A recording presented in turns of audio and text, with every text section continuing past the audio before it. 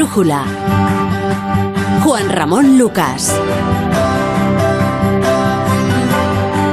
Buenas noches, Cristina, en Igualdad. ¿Qué tal? ¿Cómo estás? ¿Qué tal? Muy buenas noches, muy bien. Bueno, ¿qué me cuentas hoy?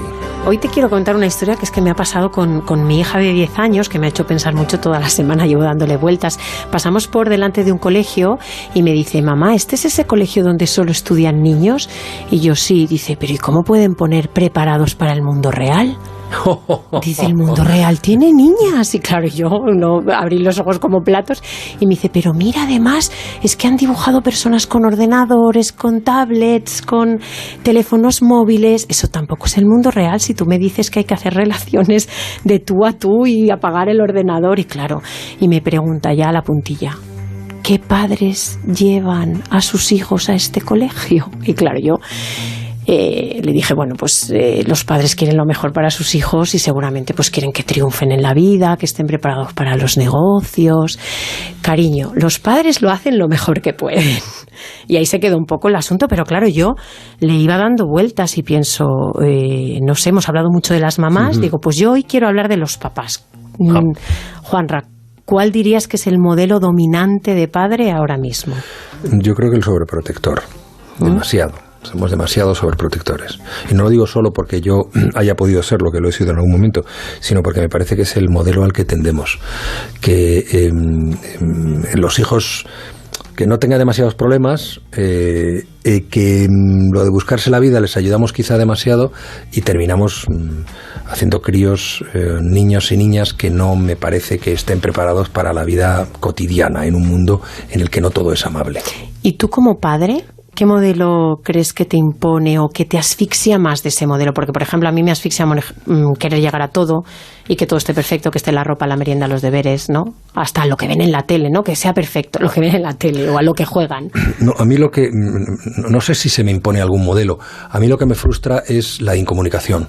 No poder entenderme con ellos en su lenguaje y ni entender sus aficiones y preocuparme mucho cómo están pegados al teléfono móvil todo el día. Claro, hay muchos tipos de padres, hay autoritarios. Bueno, sí, hay autoritarios. Están los rígidos que quieren el control absoluto sobre los hijos, también, como digo, los sobreprotectores, que creo que son muchos. Permisivos también. Fíjate que los permisivos suelen ser esos que han tenido padres autoritarios, ¿no? Y entonces a sus hijos les dejan hacer todo lo que quieran. El problema, claro, es que no aprenden que hay reglas en el mundo. Escucha. Uno de los más poderosos es el papá osito de peluche. Puede ser todos los papás a la vez, pero conoce los secretos de la magia de las cosquillas, a la vez que es un verdadero samurái, porque llora, se emociona y pide ayuda cuando lo necesita. Atención a este papá, porque es el que tiene el superpoder secreto de dar abrazos medicina, de esos que curan y protegen y cuyos efectos duran toda la vida. Seguro que muchos papás tienen ganas ahora de convertirse en papás ositos de peluche.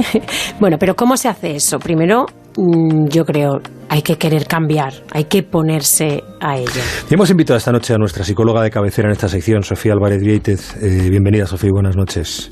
Hola, buenas noches, ¿cómo estáis? Esta paternidad que hoy amanece es más participativa, más emotiva, igualitaria, presente de los hombres con sus hijas e hijos. Yo recuerdo la relación que yo tenía con mi padre, que no era mala, pero no tenía nada que ver con la que yo tengo con mis hijos, he tenido y he recuperado siendo ya ellos adultos, ¿no? Pero para conseguir algo así, cuando no estamos en ese punto, ¿por dónde empezamos? Pues mira, fíjate, hace un momento decías que no hay manuales. Yo creo que hay muchos manuales, pero hay muchos más niños. Es decir, cómo encontramos el manual adecuado para nuestro hijo, ¿no? No hay pautas que nos sirvan para todos, pero sí que hay cosas que a casi todos nos van a servir, ¿no? Y una de ellas, desde luego, es el vínculo y el afecto que estabais comentando hace un momento. Bueno, además, estoy convencida que en pandemia hay muchos padres anónimos que se han redescubierto, a ellos mismos y también un poco al hogar, a todo eso que es el hogar, que han identificado su talón de Aquiles y que saben perfectamente en lo que fallan. Entonces, el siguiente paso ¿cuál sería? ¿Por qué cuando tenemos ciertos hábitos adquiridos, por ejemplo, cómo dejar de ser gruñón o gritón o amenazante para que nuestros hijos cumplan las normas? ¿Cómo dejar, Sofía, de perder los nervios? Buena pregunta. Bueno, lo primero, practicar, no rendirse. Cada día intentarlo un poquito más, porque es verdad que la paciencia, pues como su nombre indica, requiere tiempo, ¿no? Importante, pues darte la oportunidad a ti mismo como padre de conectar, ¿no? Piensa, ¿cómo te hablaban tus padres? ¿Cómo te hablaba tu profe o cómo te habla tu jefe? ¿Te gritan? ¿Te hablan bien? Entonces, repite un poco aquello que a ti te gusta que hagan los demás contigo, y cuando estés cerca de perder los papeles, cuando ya no sepas muy bien qué hacer, intenta tomarte un tiempo fuera, sal de la situación, sal de la habitación en la que estás, o incluso vete a dar un paseo. Pero si eso no puedes hacerlo, entonces intenta respirar profundamente, pero una respiración profunda de verdad. Inspira, quédate el aire dentro, expira tranquilamente, y esto hazlo 3 veces seguidas. En realidad, si lo consigues hacer una, ya las otras 2 son pan comido, ¿no? Cuenta hacia atrás, no cuentes de 0 a 10, que eso es muy fácil y automático. Cuenta de 20 hacia 0, que al tener que hacerlo hacia atrás tienes que prestar atención, ¿no?, a esa forma de contar, con lo cual tu atención se quita de esto que te estaba sacando de quicio para ponerlo en otra cosa. No está mal. Funciona. En alguna ocasión hemos hablado aquí, Sofía, en igualdad, de vivir la paternidad con M, es decir, como una especie de maternidad que diríamos que es una suerte de homenaje a tantas cosas que hacen bien las madres, así mirado, y de posibilidades que podríamos tener los padres. ¿Qué cosas del día a día hay que hacer para lograr eso? Pues mira, la primera de todas sería cuando de verdad quieres implicarte en tu paternidad y sobre todo en tu parentalidad, que la parentalidad son las labores del cuidado y de la educación de los hijos. Y lo primero de todo es, por favor, cógete el permiso de paternidad, cógelo entero y dedícalo a eso, a ser padre junto a tu pareja, a hacer una paternidad cooperativa, a cambiar pañales, a levantarte a medianoche, a poner la lavadora, a cocinar. Es decir, dedícalo a lo que cuando piensas en una mamá te viene a la cabeza.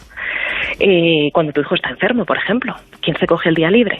Pues turnaros, ¿no? De vez en cuando uno, de vez en cuando el otro. Métete en los grupos de WhatsApp del cole. Eso requiere valentía. Métete en el grupo de WhatsApp para elegir el regalo de fin de curso de la profe. A mí me parece difícil, ¿eh? Me parece difícil así de repente empezar, por ejemplo, a abrazar a tus hijos, sí, a decirle que les quieres. Sí, si no lo has hecho nunca antes, de repente empezar así. ¿Cómo podemos también conseguir esa comunicación real y que nos cuenten las cosas y que confíen en nosotros? Incluso siendo adolescentes. Claro, parten con ventaja los que tienen niños pequeñitos, ¿verdad? Pero claro, efectivamente, es decir, si vamos a empezar por los pequeñitos, que es la semilla que a todos nos gustaría poner, y que es esta comunicación verbal y no verbal, cuánto les transmitimos a los niños sin decirles nada, ¿no? Entonces, ese mensaje implícito y explícito de que les queremos, de que confiamos en ellos, de que tal como son válidos y son buenos. Y luego, a partir de ahí, pues ir poco a poco aprendiendo, sobre todo, a escucharles para que nos hablen. A que cuando nos transmitan algo importante, podamos nosotros transmitirles que nos importa. Que cuando no tenemos tiempo para escucharles, se lo digamos sin miedo. Cariño, ahora no puedo. ¿Te parece que hablemos esta tarde? Y esta tarde, claro, acercarnos, ¿no? Y decirle, oye, mi amor, ¿qué me querías decir, no? Vamos a hablar. Unos días después, preguntarle sobre aquello que tanto le preocupaba.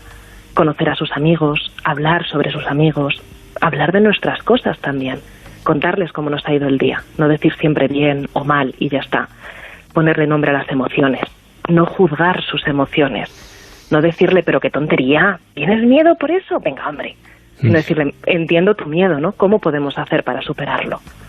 Es decir, poco a poco ir dándoles mensajes que les hagan ver que no somos ogros, que somos sus papis, que les queremos.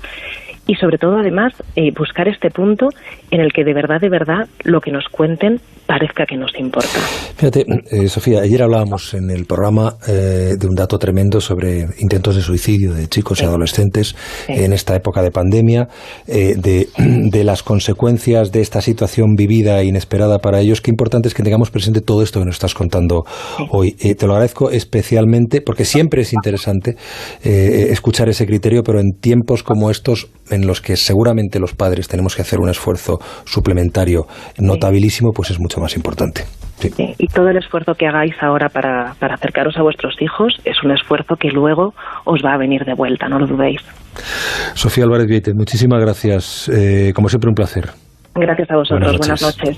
¿Sabes qué he pensado? Que no sé escuchar. Yo siempre pregunto y no dejo hablar lo que quieran. O sea, tengo trabajo yo también, ¿eh? Hoy hablábamos de padres, pero también de madres, que yo he anotado cosas. El mensaje era para todos, aunque la singularidad la ponía Richard, pero hablábamos de todos. Hay papás invisibles, otros que desaparecen cada mañana para ser abducidos por el trabajo y que no regresan hasta la noche. Salen de casa afeitados y perfumados, pero cuando vuelven parecen zombies refunfuñones. También están los papás jardineros de memoria frágil que ponen la semilla pero que se olvidan de cuidar la planta. También están los papás payasos que hacen reír a toda la familia. Bueno, esto es un fragmento de Papá, es un libro ilustrado que nos propone un viaje histórico y antropológico por la paternidad que ha escrito Richard Bacete, que es antropólogo y trabajador social. Bueno, Richard, buenas noches. Hola, buenas noches, Juanra, ¿cómo estás? Pues encantado de saludarte y encantado de tener en mis manos, como tengo este Papá, de Richard Bacete, ilustraciones de Jordi Solano. ¿Tú eres el de la ilustración de portada? No. Vale. Yo creo que es Jordi, es el ilustrador con su niña. Oye, a ver, a mí me parece fantástico. Yo, desde que tengo hijos, y mi hija mayor tiene 26 años, siempre he estado obsesionado por la falta de un manual, por la falta de explicaciones, pero por lo menos, aunque no sepamos cómo, tú has conseguido clasificarlos. Es decir, invisible, jardinero, payaso, samurái. Bueno, yo no sé si tendríamos que ser muchos estilos de papás, hay que mezclar, cada uno ocupa su lugar, hay alguno que está más presente que otro. ¿Por dónde empezamos lo positivo de esta lectura o lo aleccionador de este Papá que firmas? Pues fíjate, algo que me ha llamado mucho la atención cuando empecé a pensar en este libro, que no existiera un libro que se titulase Papá. Yo pensaba que el título iba a estar más que ocupado y, sin embargo, si te das cuenta, se ha escrito muy poco, se ha reflexionado muy poco, se ha investigado muy poquísimo sobre la historia de la paternidad. Y eso es algo que llama poderosamente la atención.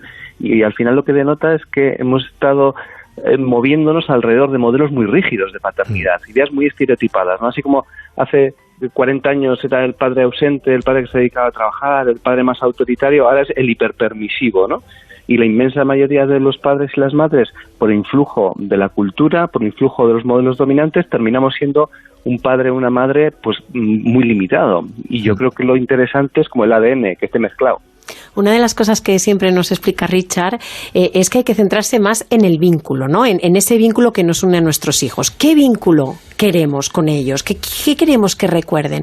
De hecho, el libro nos propone un viaje por la paternidad, porque es un viaje histórico también, y podemos pensar que es una historia lineal, que el hombre en la prehistoria era cazador, ¿no? Era el que proveía a la familia de la comida y tal, y que hemos ido evolucionando pues hacia nuevas paternidades. Sin embargo, tú en el libro dejas claro que no es así, no hay una línea evolutiva. No, yo creo que es como la historia, ¿no? Que es más un péndulo. A veces tenemos esa sensación, tal vez por influencia darwiniana o por el desarrollo tecnológico de los últimos años, ¿no? Que parece que todo va hacia el infinito y más allá, ¿no? Pero en lo humano, sin embargo, yo creo que ha sido mucho más cíclico, ¿no? Cuando hablamos de nuevos hombres, o cuando hablamos de nuevas masculinidades, y piensas, por ejemplo, en personajes como el faraón Akenatón, que fue el primer padre hippie, igualitario, presente, cuidador de la historia, ¿no? Fijaos, de Akenatón es la primera imagen que existe de un ser humano varón en actitud tierna, jugando y acompañando a sus hijas en la vida, ¿no? Y estamos hablando pues de hace muchos siglos, ¿no? Sí, además está presente, me cuentas la historia también en este Papá.